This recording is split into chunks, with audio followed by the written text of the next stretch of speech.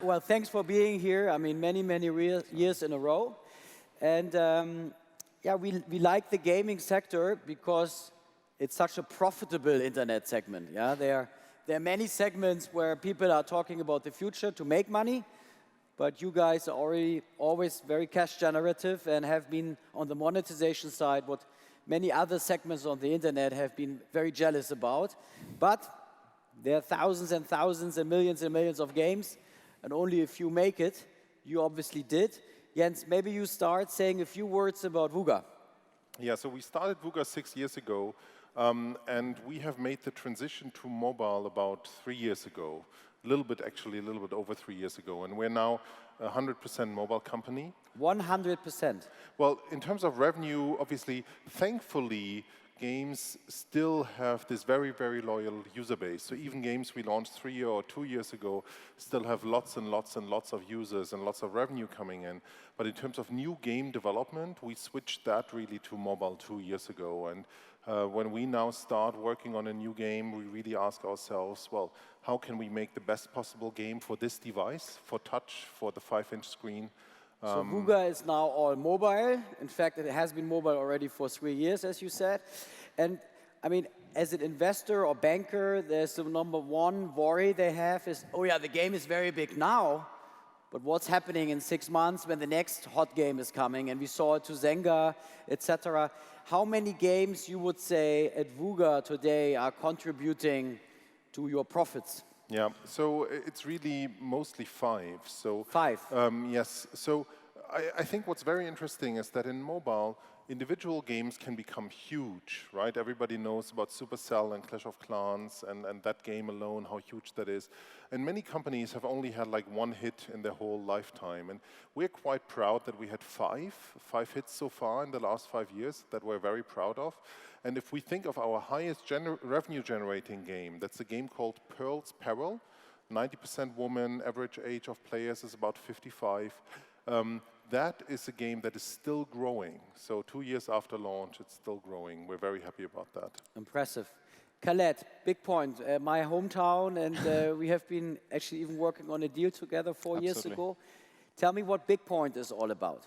Yeah, so Bigpoint was actually one of the companies that introduced the free-to-play gaming model to Europe, actually. It was founded by one of the best entrepreneurs I know, Heiko Huberts, like 12 years ago. And I was really lucky to meet him and start working with him when I was at TIA at the time. I joined the company 3 years ago.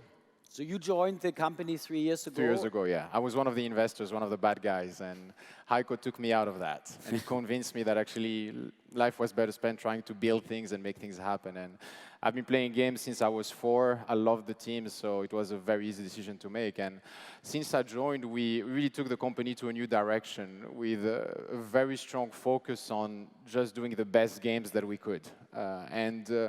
We didn't decide to actually go 100% mobile, because while I do believe that mobile is the future, that doesn't mean that PC is the past.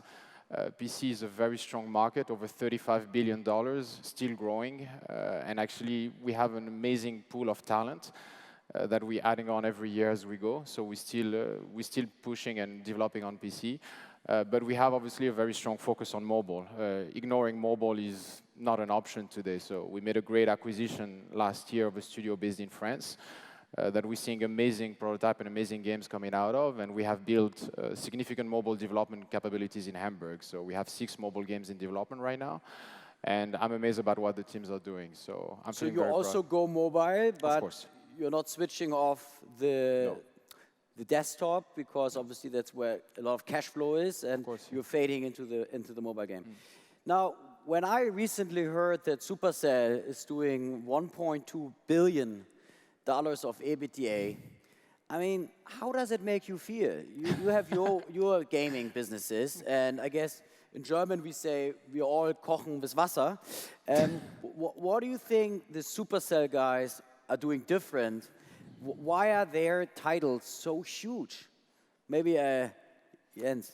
Well, I think it's one game, right? I mean, well, Supercell has 3 games that are very successful, but all of this profit and revenue largely comes from Clash of Clans. And I think Clash of Clans is the exception to any rule. no game can stay on #1 of the charts for 3 years. Because World of Warcraft, which was I guess, that which on the PC PC started, side was is big, also gone down now, right? Yeah, it's half so I think Clash of Clans is the exception to any rule. Like, no game on mobile can stay #1 on the charts for more than 2 years, except Clash of Clans. No Western game can be successful in China, except Clash of Clans. And what is it? Is it the game itself, or is it the marketing, or is it both? I mean, what do you think? I think it's mostly the game where it's exactly the right title that came at exactly the right time, and then a lot of network effects. It's a social experience, right? These games are social experience. So you invite your friends to play with? Yeah, and it's better if you play with your friends. You want to be in a clan with your friends. People talk about it a lot, and that makes it more difficult to enter that specific genre as a competitor, because if everybody is already in Clash of Clans, why would you give up your clan? Why would you give up your last 2 years of hard work to do something else? So it's a brilliant game. And then I also heard that they do brilliant marketing. I remember they spent 95% of their revenues, like a few years ago, just on marketing. Is game development becoming more or less a commodity? I guess it cannot, because you know that some titles are better than others. But is marketing, you think, Khaled, is that going to become, or is it already the second key capability an online gaming developer needs to have? Of course, like you cannot expect or assume that just because you develop a great game, you're going to be able to scale it and get discoverability and get users, especially in mobile right now.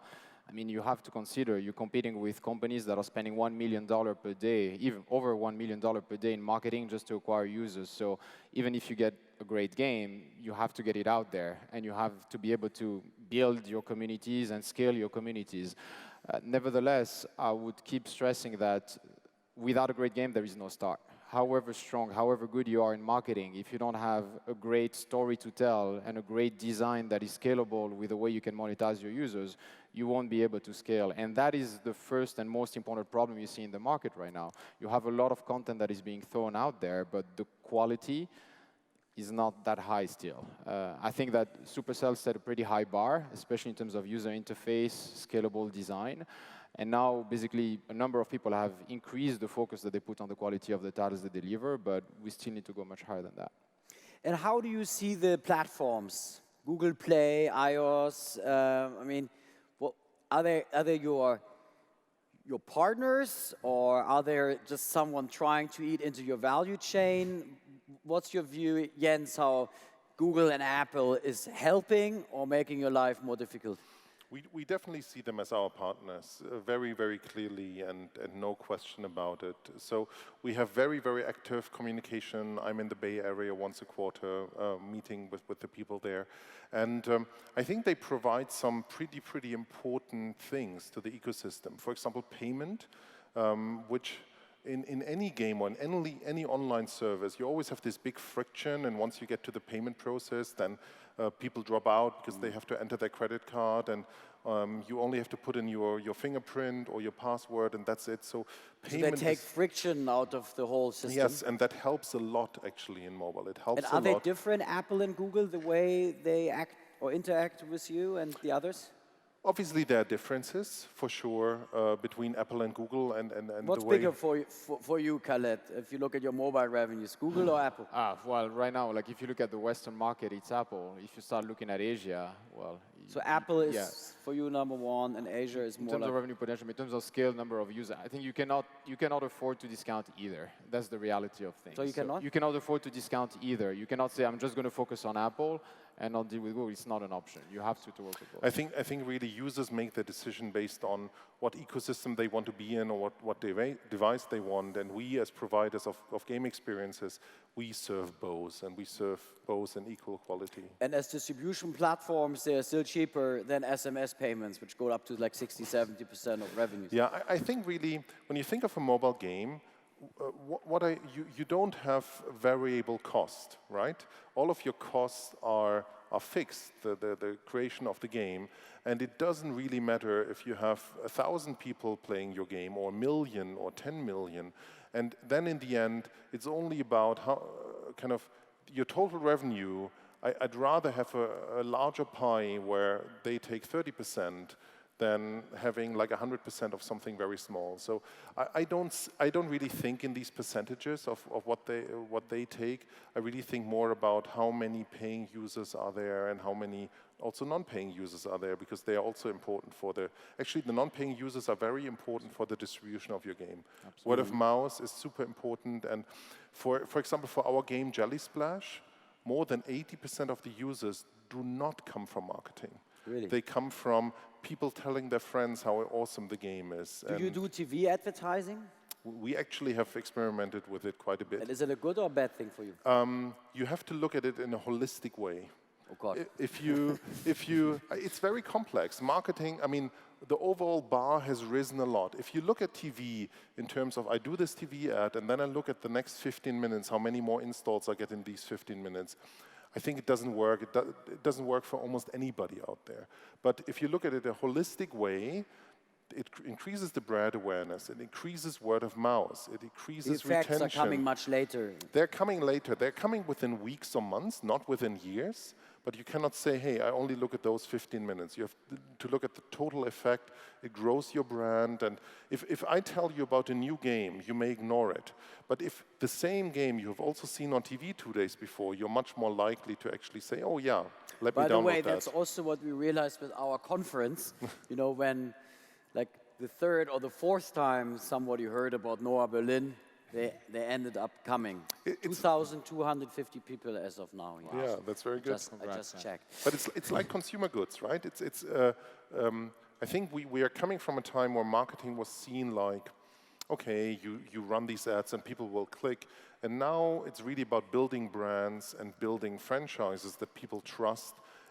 It has become much more similar like consumer good marketing. And why do you think, maybe that's a question for Khaled, since you're an ex-finance guy, why don't you see more M&A deals, mergers, especially the Asian guys? I mean, there are some companies who are so massive, like Tencent. Why haven't they come to Europe and cherry-pick like the best online gaming companies? Why are they mainly focused on Asia yet? Well, it's been happening. Like there's been like actually quite a few deals that have happened over the last year, because especially you look at China. I mean, there's a big shift in the market. I think like the shift is happening much faster than people thought. Like for instance, like this year, China is going to become the biggest market in the world, like over the US, like $22 billion. Mobile is going to become bigger than console. I mean, everybody knew that was going to happen, but they thought it would be in 3-4 years. But you look at China. So they were busy managing their own growth, or they are still? Of course, like your Tencent, your NetEase, you're doing billions of dollars of revenue in China, and such a competitive market that takes a lot of your attention.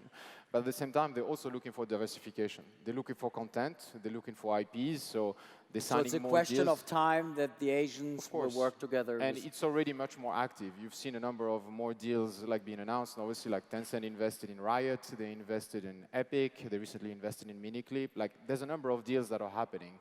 And I think like the scale of these deals is likely to become even bigger, because there's no question you're going to have some kind of consolidation right now, but they obviously have to figure out which assets, which IPs make the most sense to them. But in our context, for instance, we've been preparing the Asian launches for some of our titles for the last year and a half.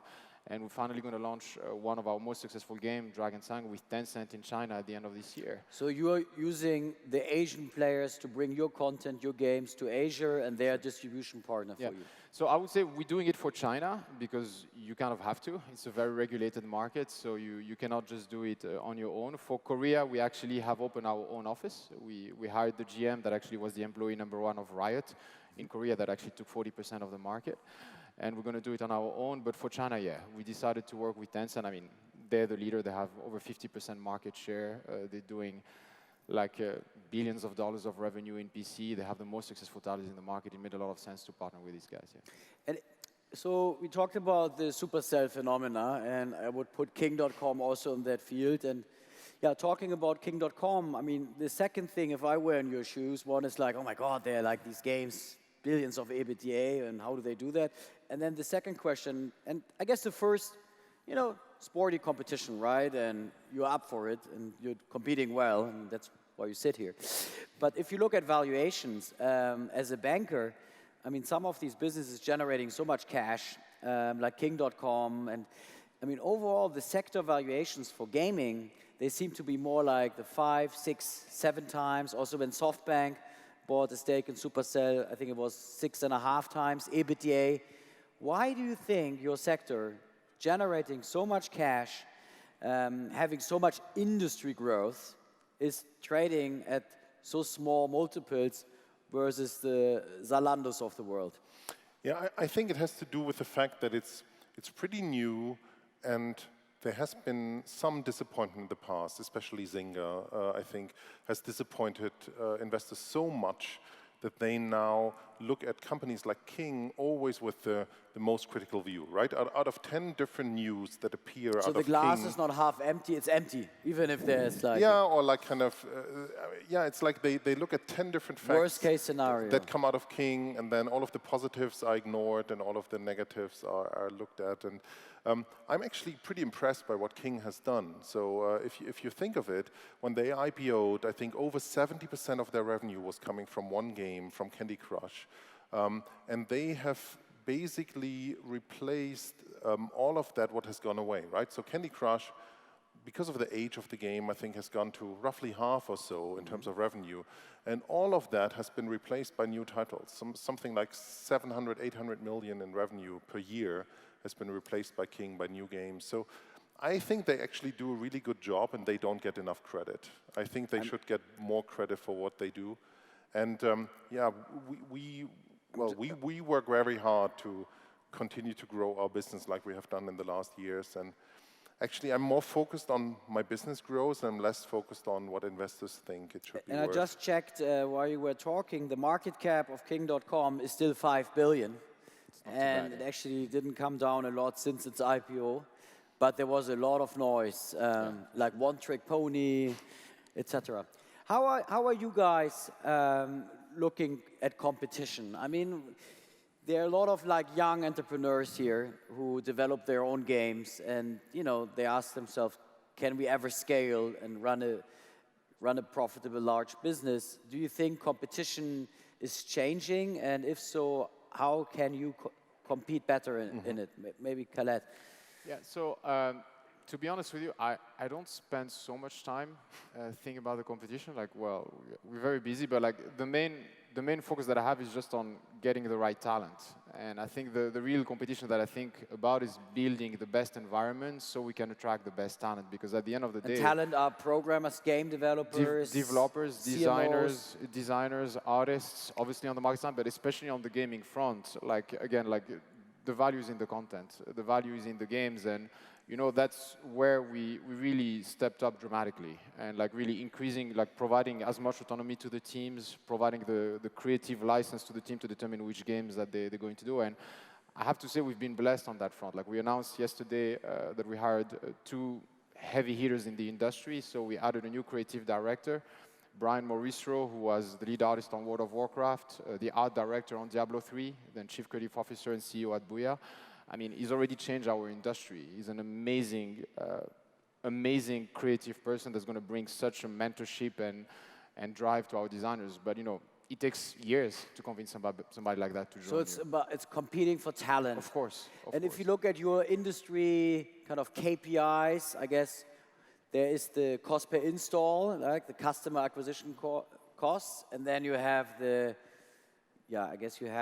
concurrent users or the daily active players, and then you have the ARPU or the revenues you do with them. Can you comment on those 3 KPIs? And you don't need to talk about your specific own company, but as an industry, I mean, there was a time where the cost per installs were like going up like 2 times, 3 times, like a few years ago. So, has that stabilized? Not really. So cost per installs are still growing, maybe not as crazy as they used to grow, but they're still growing. However, I think what the whole industry is understanding better now, that there are ways how you can use word of mouth to your advantage. Social.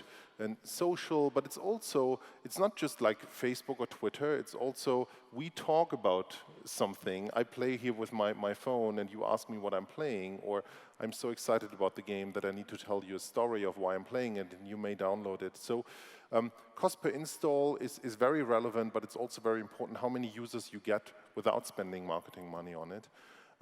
And then at the same time... And that share is, I guess, growing as more and more demographics in the population are playing. Sure. Or is there like a rule that if you're above 40, you're very unlikely to play?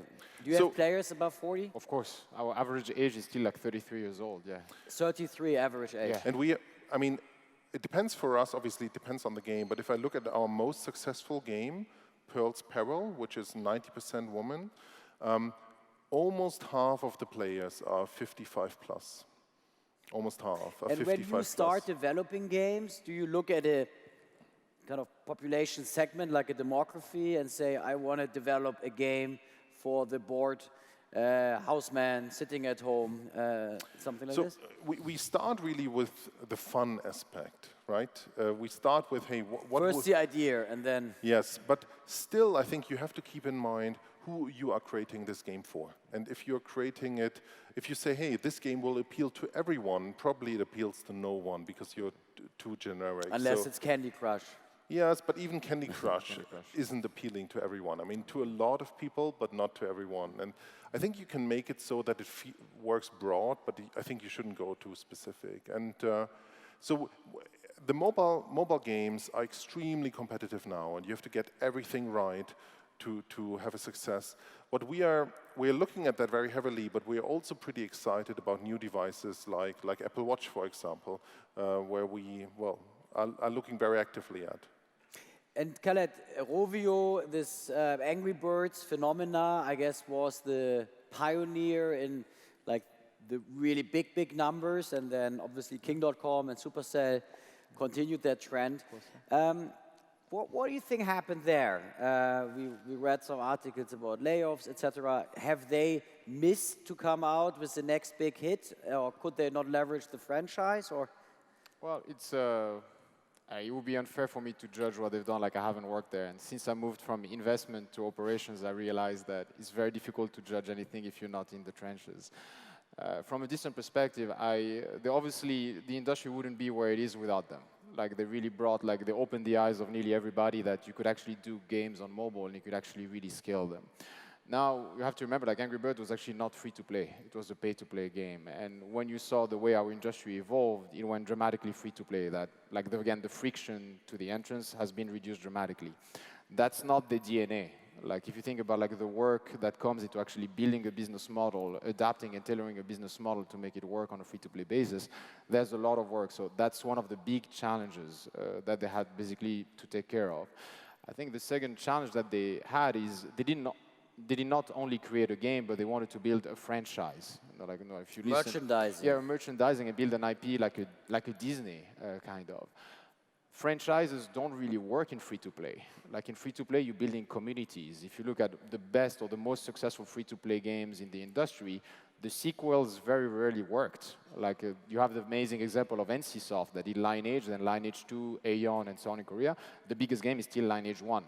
Like, even though it's much older, it's 15, 16 years old, still doing over 100 million per year, but they haven't been able to replicate that. So sequels and building franchise on free-to-play is hard. But nevertheless, I think they learned from some of these mistakes. If you look at the games they've been releasing recently and like the quality that they're aspiring to, I think they're taking the right approach. Now, I think they still need to find a way to reinvent themselves to a certain extent, like many of us do, frankly, if you think about it. Let's spend the last minutes we have on our conference topic. Our conference topic is the champions and the challengers. I guess the whole gaming sector has been disrupted over and over again. I think it went from PC game to console, then to subscription online, freemium online, social, mobile. I mean, you're the disruptors of all the disruptors.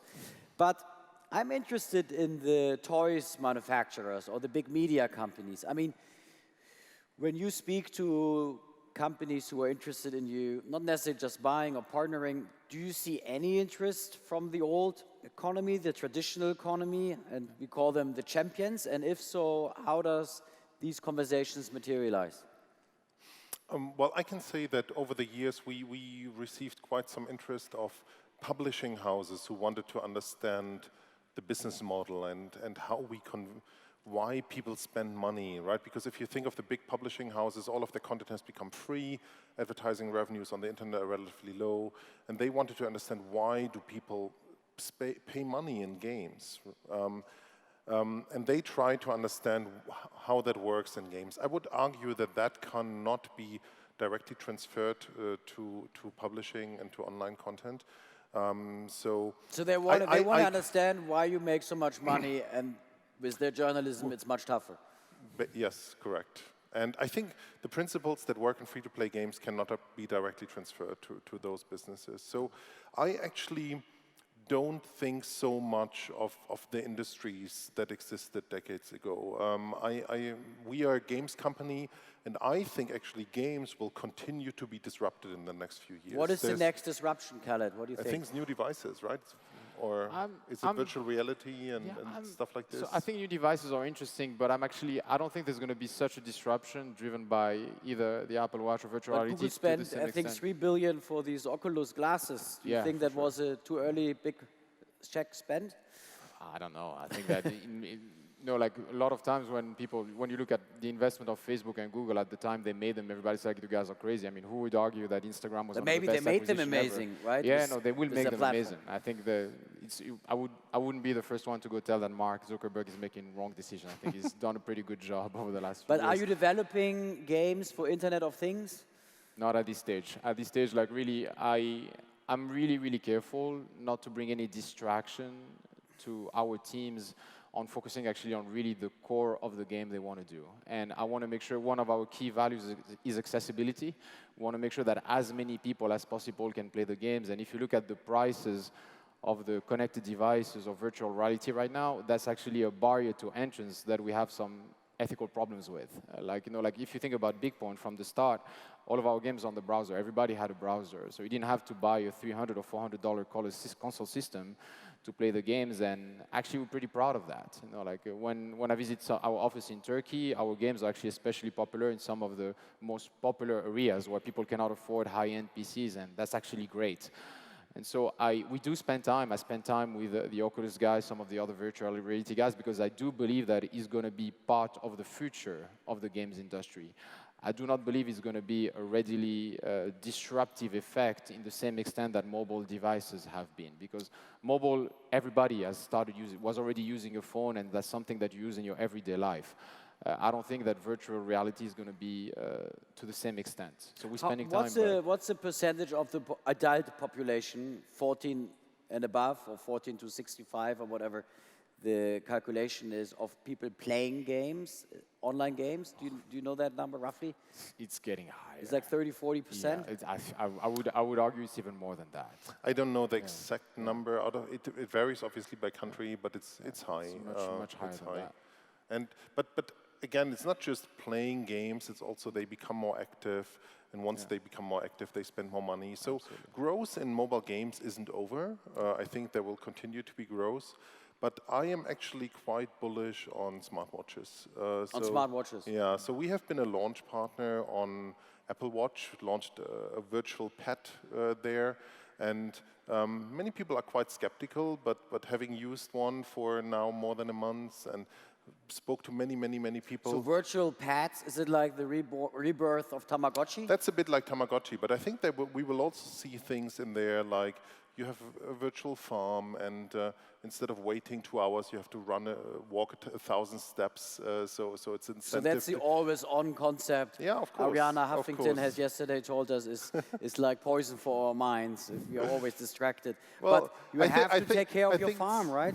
I think it's not mainly about the distraction. It's more about filling these small little times of boredom during your day. Yeah. I think in that capacity, I completely agree. As an extension of existing games you have on your mobile, on your desktop, I think that's an amazing, powerful tool that you can leverage. Should Bigpoint and Wooga merge? We will talk about that off stage. Guys, thank you so much. Thanks, Marco. Don't miss our playful party tonight. Thank you. Thank you, Marco. Marco. Thank you so much, Jens. Always a pleasure, man. Thanks Thank you, Khaled. Thank you, guys.